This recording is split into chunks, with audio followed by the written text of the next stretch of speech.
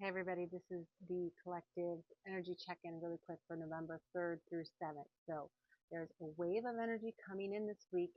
It's an emotional energy. So what this means is I see it coming in as a wave of energy that kind of kicks us out of our tunnel vision, kicks us out of the one lane road we've been on, either mentally or physically, or wakes us up from the trance we've been in. It's an emotional wave that kind of jars us awake to say, oh, there's something else. Wake up. It's a collective energy, so it's big, and you may be feeling it as a collective energy, but you may also be feeling it in your individual life.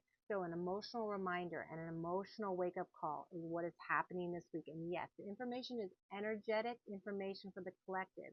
It's important, but what's more important is how we respond.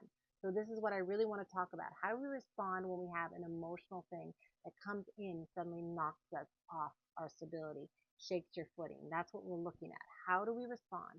We obviously are getting kind of pushed around emotionally by a lot of things that we see in the media. So how do we respond in our daily life is of the utmost importance this week. And that's kind of like the training ground for this. First, you want to acknowledge the event and then take a second or a minute or a day or an hour and look at and acknowledge the emotional upwelling or the emotional reaction that you're having and just make space for it as much as you can. And then taking the space to do something differently or to breathe or take a beat, take a second, which allows new possibilities to arise, possibilities to do and respond differently than you have in the past.